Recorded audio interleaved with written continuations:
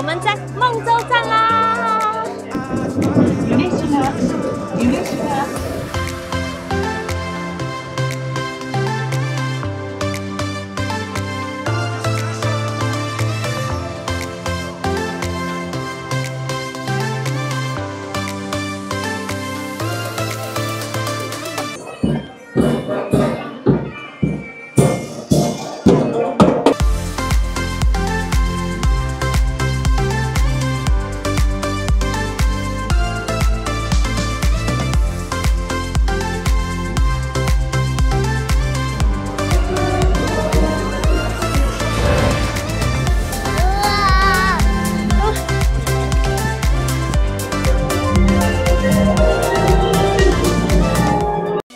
好兴奋哦！今天我们要去大阪万博。大家早安哦，欢迎回来我们的频道柠檬假日 Lemon Day。现在呢，我们准备搭车前往今天的目的地孟州站。我们这次住的饭店呢，就在本町站附近，搭中央线呢可以直达孟州哦，完全不用转车，超级方便。地铁班次也很多，不用等太久。下一站呢就是孟州站啦。扉閉まります。扉にお待ちください。夢島。You will be stopping at 夢島。哇，我们到孟州站啦，好多人哦！这个车站好新哦，好干净，而且非常的前卫。有没有像去环球影城的感觉？哇，好兴奋哦！冲啊！在影片开始之前呢，别忘了按赞、订阅我们的频道，还有开启小铃铛，才不会错过我们更新的影片哦。小小的鼓励，大大的支持。那我们就开始喽。孟州站这里出来呢，有一个机器人哦，就是这个。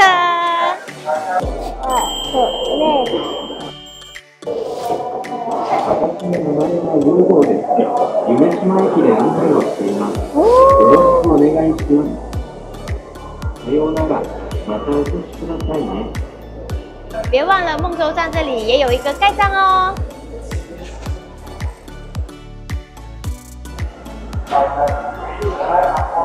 哇，第一个盖章收集好啦！在我身后呢有一个小 Lawson 哦，大家可以在这里买杯饮料，然后等一下排队的时候可以边排边喝哦。一出地铁站呢，就可以感受到万博的氛围哦，满满的人潮。那我们就赶快去排队吧，走吧。从地铁站出来呢，会是东口入场哦。哇哦，人潮真的超级的多，大家都很早就来排队了。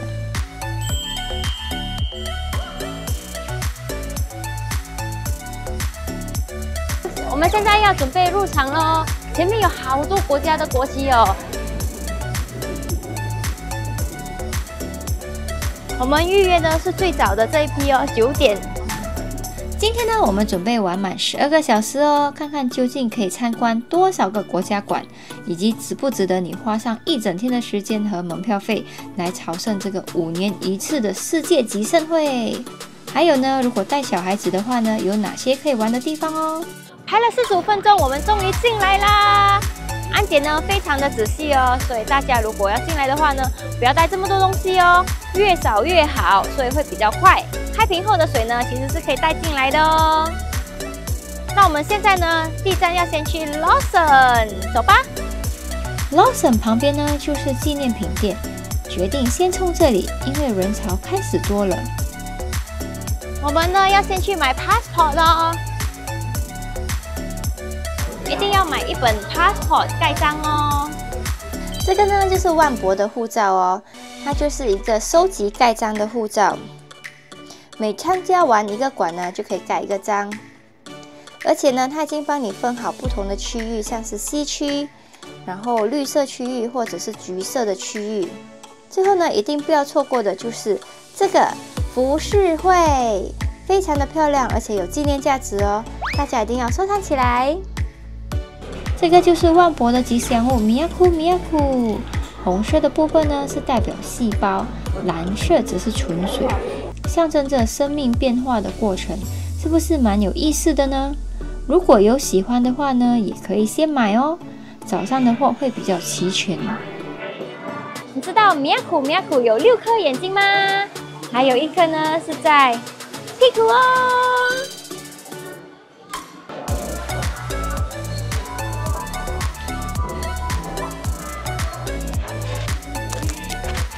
买好了，我们要准备去盖章喽。接下来呢，我们到 Lawson 逛一圈。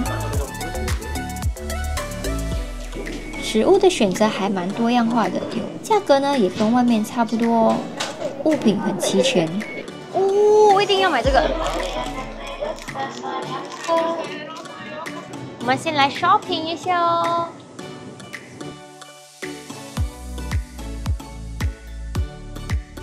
雅西卡的相机很久没有看到咯 ，Lawson 这里呢也有卖哦。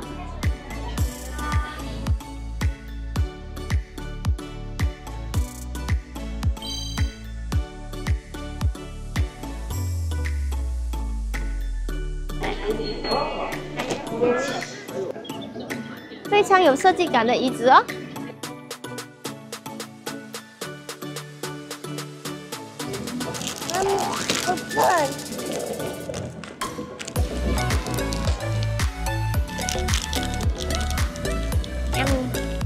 我们呢，先来填饱肚子哦。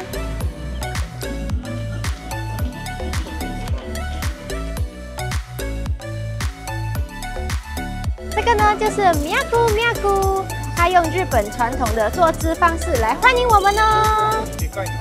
老实说呢，一开始看到米亚库呢，我会觉得有点怪怪的，但了解设计概念之后呢，居然慢慢的觉得它很可爱哦。我们呢，现在要往西区哦。我们现在在由首富Fujimoto建造的大屋根里哦，非常的震撼哦。这里呢是建筑迷一定要来朝圣的地方哦。整个大环呢总长有2公里哦，完全呢结合成一个完整的环状建筑。这座建筑呢还被金氏世纪纪录认可为全世界最大的木造建筑结构哦。一定要亲自来看哦。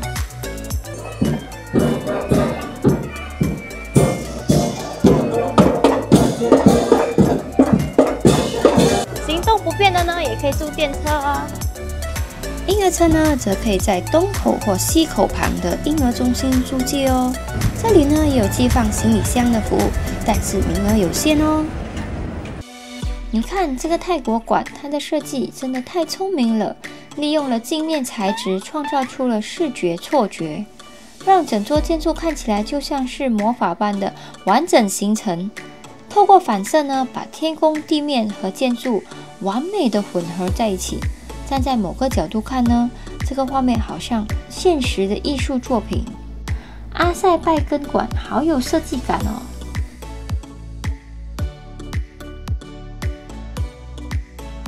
现在呢，我们到了澳洲馆啦。建筑外形呢是从澳洲的尤加利花得到灵感，整个设计呢感觉超有生命力的。我们呢提前在网上预约了进馆时间哦。人潮还没有很多，我们赶快进去吧。这次的主题呢是追逐太阳。馆内呢展示了一系列的动态文化展演。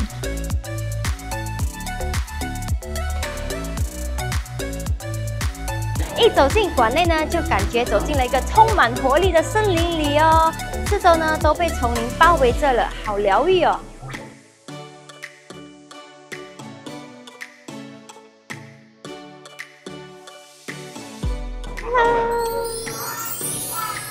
混合了传统与现代，音乐、影像、表演交错其中，让人感受到了澳洲文化的多元与活力。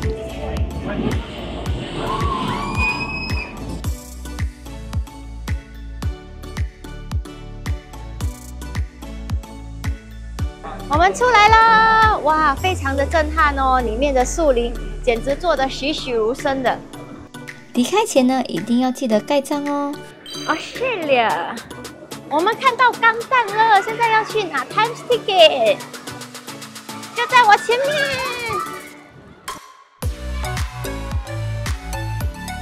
你知道吗？这尊钢弹呢是从横滨过来的哎，不过横滨那尊呢是真的会动的钢弹，大阪这尊呢是静态展示的雕像，但是看起来还是超有气势的。钢弹馆呢是需要预约的哦，没有提供现场排队的队伍。如果没有在网上预约到时间呢，也可以在当天指定的时间抽整理券。我们刚刚呢很幸运的预约到了3点的，那我们等下再回来这里吧。Pasona 展馆的设计很特别哦，是螺旋的形状。原子小金刚呢，则将担任整体的导览员哦，超可爱的。西口的这只米亚库是不一样造型的哦，就在钢弹馆附近。旁边这个呢，就是 Yoshimoto Pavilion， 非常巨大的微笑气球，象征着微笑与未来的结合哦。这里呢有小山丘哦，空间宽敞，很适合小朋友奔跑。后面呢还有广场，可以观赏各种活动和表演，也是非常棒的休息区。荧幕呢在显示着到场观众的微笑数量哦。西口这里呢也设有小型的滑梯哦，给不同年龄层的小朋友。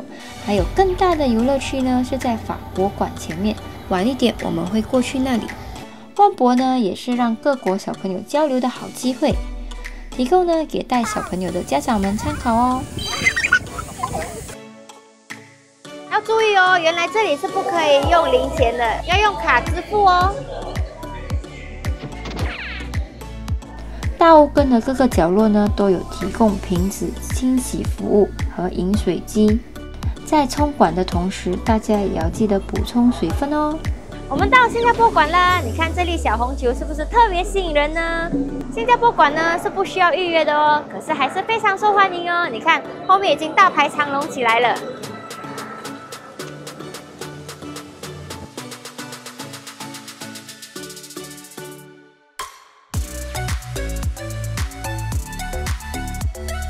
这些圆盘呢是利用了再生铝材制成的，环保概念非常的棒哦。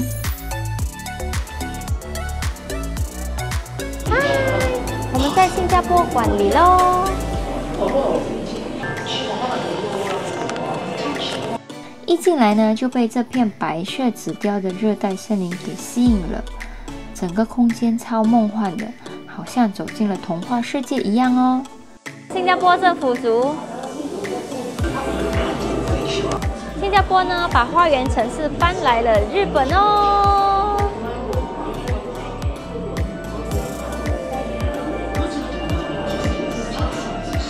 有英文和日语的选择。Hello, my friends. Did you know I've been here even before Singapore's independence?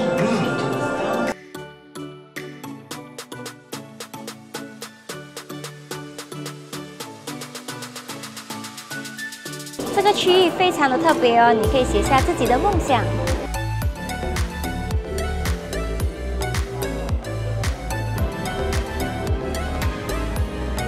写好之后呢，发送上去就可以啦。这个互动区真的好好玩哦，也很有意思。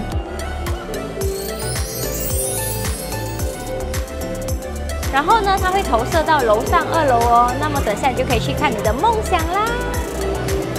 准备好了吗？我们即将走进红球的核心，一座360度的全景剧场。这里呢，运用了最先进的 Omni Projection 技术，整个内部的圆顶呢，墙面成为了沉淀式的荧幕。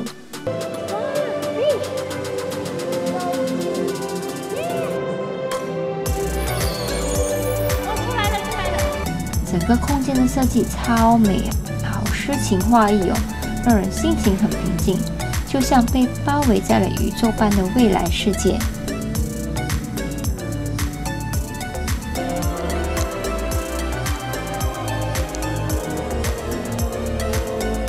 我们没有找到我们的梦想哦。如果你们有机会上来这里的话呢，让我们知道你们有没有找到自己的梦想哦。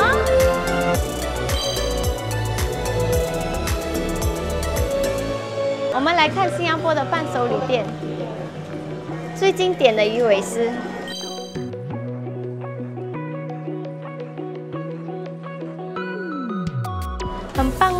有电梯。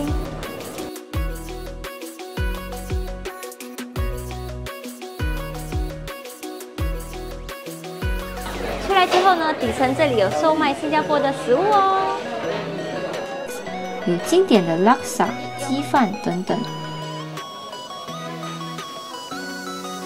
哦，沙爹卖完了。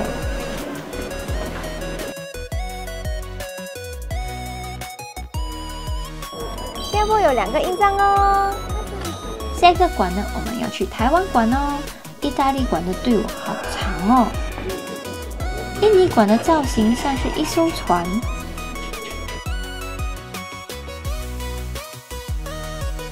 园区呢是没有免费地图的哦，所以大家需要购买地图。可是队伍非常的长哦，大家还是事先准备好地图，然后还可以印自己想要的语言哦。我们到泰国啦，台湾馆，现在要进去参观啦。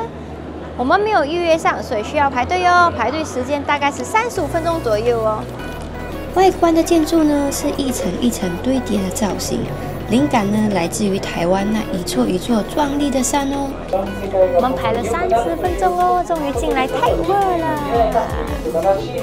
进去之后呢，工作人员会先给我们一条手环，它会侦测你的心跳变化，看看到底哪一个展区最打动你。Go，Let's go。第一站呢是一棵超大的生命之树，象征着生命的开始与延续。整个展馆呢是透过了6种感官来互动的哦，有视觉、听觉、嗅觉、触觉和味觉，还有最后一个我觉得很特别的呢，就是情感。里面呢是全程导览，会有专人带着大家走，边解说，体验感会更深入哦。这次的主题叫做心之山，它的意思是每个人心中都有一座属于自己的山，那是一个提醒我们初衷与共好的地方哦。有好多萤火虫哦。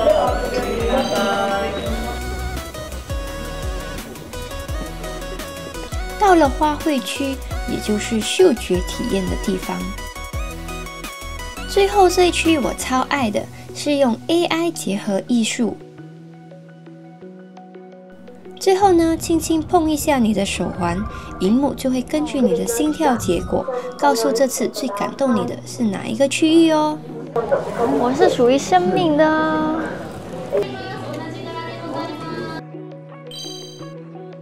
台湾馆打卡成功。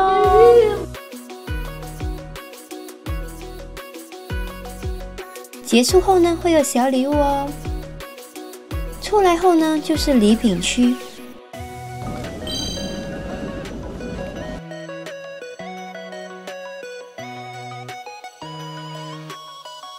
我们现在在的这个休息区呢，也是万博备受瞩目的建筑哦。透过精密的悬吊系统，让石头悬浮于空中，不但提供了遮蔽功能，还展现出了自然与建筑之间的和谐共生。走累了呢，也不用担心哦，园区里有非常多的休息区，所以大家可以坐下来，慢慢的喝一杯饮料，然后再继续的冲馆。大家记得带好信用卡哦，因为这里整个园区呢是无现金的哦 ，cashless。休息区这里也有提供育婴室哦，非常的方便。我们现在去吃午餐啦。这里呢有一个美食区，看起来还不错哦。哇哦，是亲生的碎膜花灯诶，真的非常壮观又有气势。食物的选择还蛮多样化的哦。哦，大阪的这个元祖炸串居然也在这里摆摊，感觉把新世界会遇到的名店都搬来万博了。当然不能错过我最爱的章鱼烧哦。来到万博真的能一次过品尝全日本的美食诶。我们点的套餐呢有6颗章鱼烧哦，还有炒面。我们要赶快吃哦，因为下一站我们要去干蛋咯。还不错，价钱偏贵了一些，我觉得。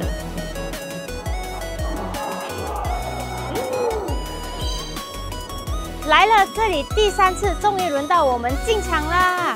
我们走吧。你看，他那只手举向天空，象征着人类对未来的探索跟热血追梦。只要扫一下 QR 码就能入场啦。准备进入咯！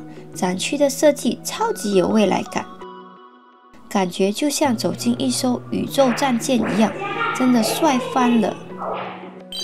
即将开始一场太空冒险。我们现在要准备上太空啦！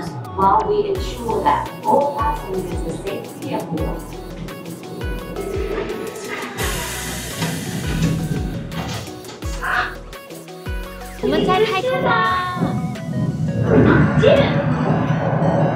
太空船慢慢的在升空哦。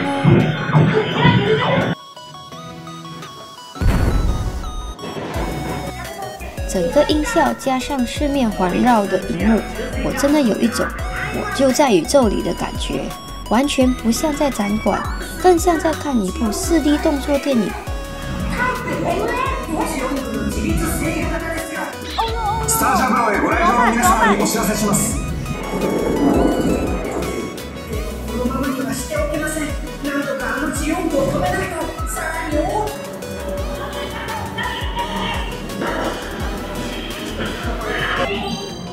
そのパイロットの人格を学習した AI が。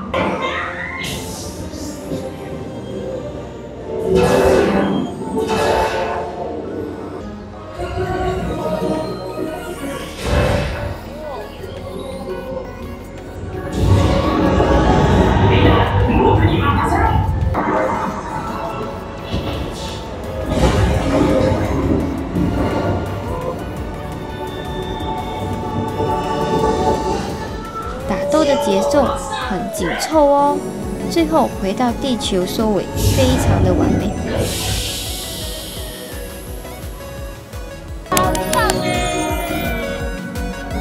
我自己超爱这个展馆，真心推荐给你们哦。干大，不管是不是干大迷，这一站一定要安排进行程哦。又进来大雾根啦，其实走在这个木造结构下面。真的非常的舒服，很有感觉哦。上面的景色更漂亮，我们现在就上去吧。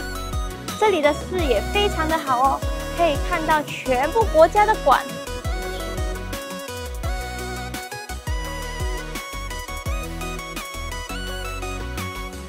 每一个展馆呢，建筑的细节都看得一清二楚，真的好美哦。走在屋顶的大环形空桥上，海风迎面吹来，凉爽又舒适。一边吹着海风，一边欣赏建筑，整个人都放松下来了。我们在大雾根的最高峰哦，哇，很漂亮哎，有彩虹。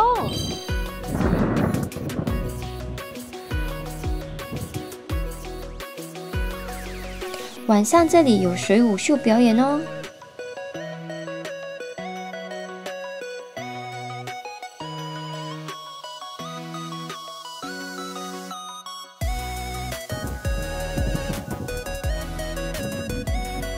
我们到 Portugal 馆啦，这座呢是由著名建筑师 Kengo Kuma 打造的哦。葡萄牙馆呢的主题是海洋蓝色对话，整个建筑呢会随着风摆动，看起来就像海浪一样有律动感，让你仿佛身于海洋之中。整个展馆呢大量用了回收的渔网、绳子来搭建，不只呼应了航海历史，也让大家感受到永恒循环、关心海洋的精神哦。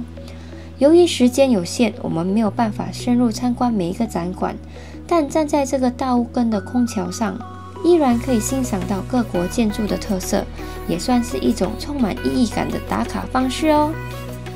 法国馆前面的游乐场设施超多的，而且地板的图案跟配色也太可爱了吧，完全是小孩子的天堂哦。等等，我们也会过去玩。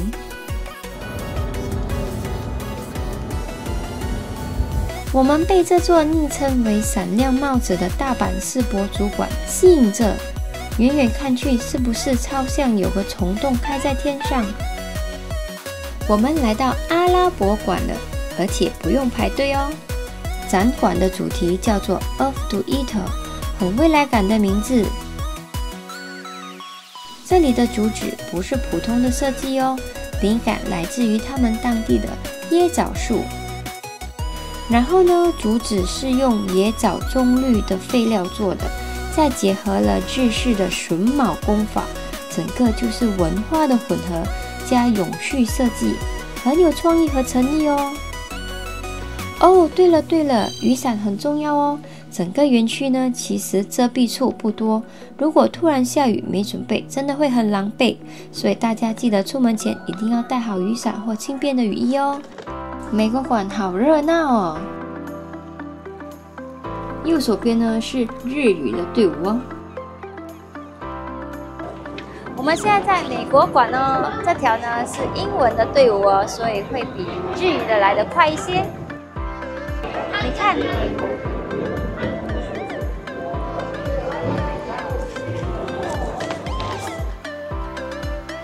排了大概30分钟，我们终于进来啦！耶！这次美国馆的主题呢是连接与更新。一进来呢，就有一条超有气氛的灯光步道，走在里面有点像在拍科幻影片。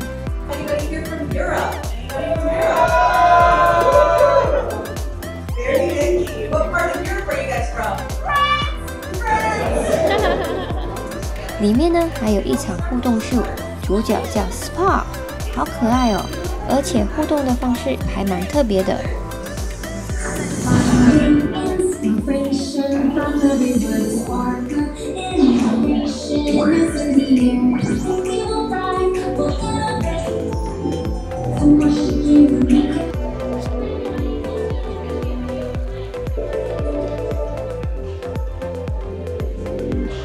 现在呢，我们正站在一艘太空船的下方哦，整个布景呢做得很真实，准备起飞了，真的有种要飞往宇宙的错觉，太惊艳了。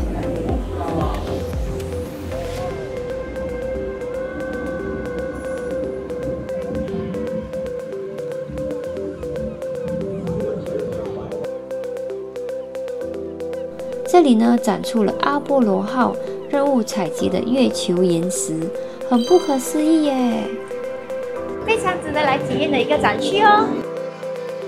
美国馆打卡成功，我们到了马来西亚展馆喽。这次的主题呢是编织未来的和谐，整个建筑外观用交错的竹子结构搭出来的。如果推婴儿车的朋友呢，也不用担心哦。现场人员呢会带你直接从旁边的电梯上来。3楼这里呢是户外花园，走起来很舒服。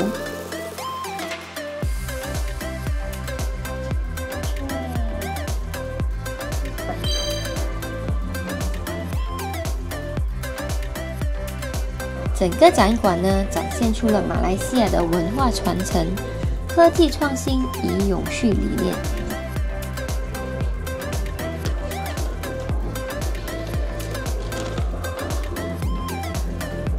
这一棵大树呢，是由竹子与藤条打造的，结合自然素材与艺术感，也是展馆的亮点之一哦。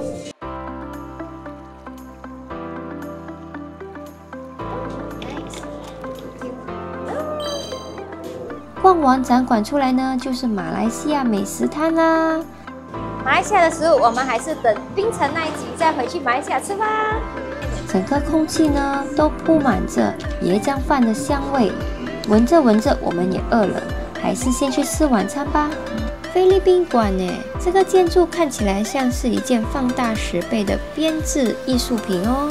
那些椅子其实就是从编制结构延伸出来的，甚至还有人直接躺在这里睡觉。我们来到了 Eastring Marketplace， 选了这家哈拉清真餐厅。如果有穆斯林的朋友来呢，也很推荐这家哦。赫赫今天吵着想吃披萨，所以我们帮他点了他最爱的热狗披萨，很开心哦。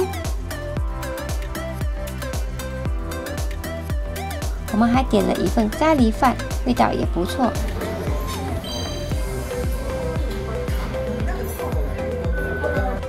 吃得非常的满足。接下来我们继续冲馆哦。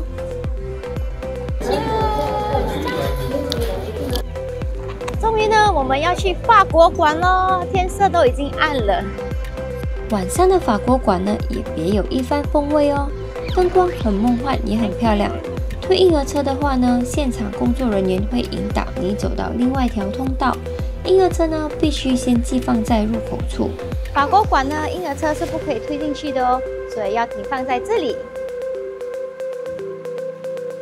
然后呢，就可以乘搭专属的电梯直达展馆内部。一进来呢，就看到熟悉的角色。你看这个 LV 行李箱墙，好有气势哦。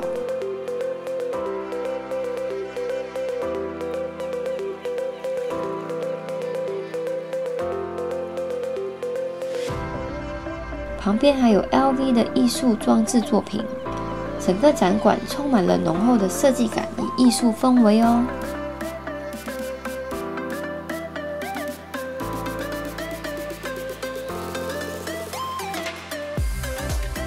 走出户外呢，会来到一个圆形的水池花园。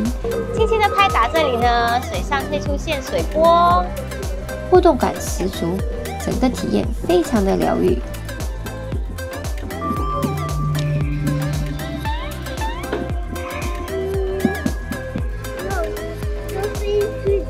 哦，dolphin 睡觉。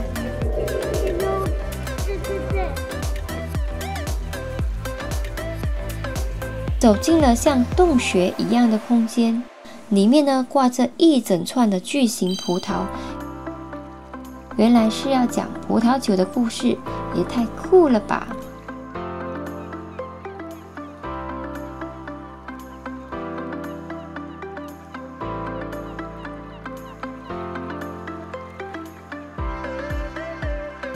哇哦，好纯白哦，白色的礼服，好漂亮哦。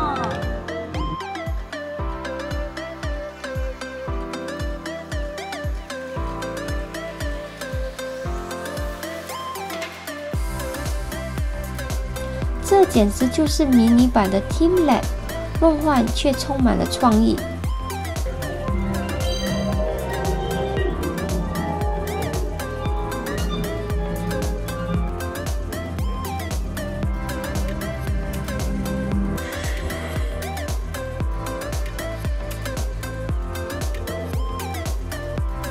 我们来到了 Celine 艺术装置。这里呢，根本就是精品等级的展览哦！而且你有发现吗？整个设计其实都藏着日本元素哦。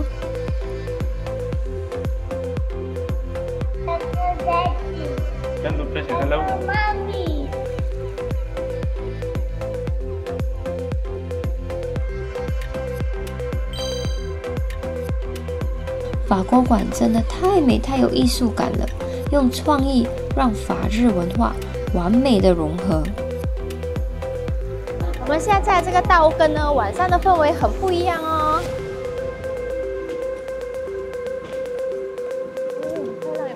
我们今天的最后一个展馆留给了大阪馆。我们终于进来大阪展馆了，这个好难预约哦。大阪馆的主题呢是未来的健康照护。一进来呢，我马上被那螺旋楼梯给吸引了。比较可惜的是呢，我们到的时间已经很晚了，很多节目与互动区都结束了。最后一场呢是在晚上的6点半哦。后面还有一区呢是可以看到未来的自己，但是要事先预约，我们来不及，所以就错过了。不过没关系啦，未来本来就充满未知和惊喜嘛。要关门了，我们要收集6个盖章哦，分布在6个 Common Pavilion 里。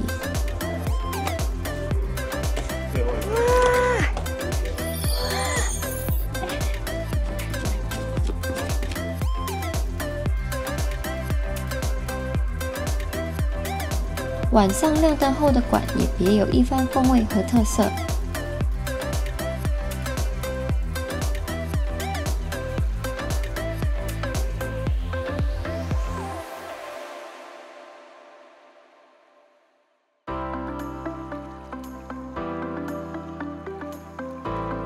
我们终于完成6个盖章了，好棒哦！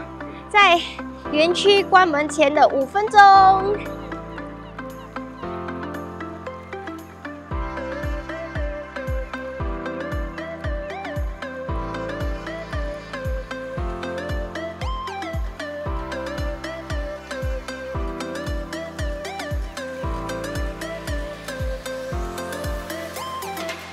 逛了一整天的世博会呢，我觉得非常的满足哦，而且体验感很满分哦。具体来讲呢，一整天要逛完所有的馆呢是不可能的哦，所以大家要做好功课，然后一进场呢就要先冲去自己想要去的馆，像是超有人气的钢弹馆呢，那就一定要事先预定哦，或是当天呢上网拿整理券。我觉得呢，唯一小小的缺点就是很多馆呢只有日语和英语。如果对这2个语言不太熟悉的话，那就要事先下载好翻译的 APP 哦，这样子呢才会更好体验整个展览哦。另外呢，亲子方面我觉得做得非常的完善。这里呢，除了大人可以参观之外呢，小朋友也可以在这里玩乐哦。这里呢也提供了非常多的娱乐设施给小朋友哦。我觉得呢，可以在这里了解到各国不同的设计和艺术，还有他们的未来的设计和科技，真的非常的棒哦。我觉得呢，这个万博世博会非常值得来哦，所以推荐给大家。想来这里呢，可以参考我们的影片。希望这支影片呢，可以帮助到你来世博会哦。那我们下期见了，拜拜。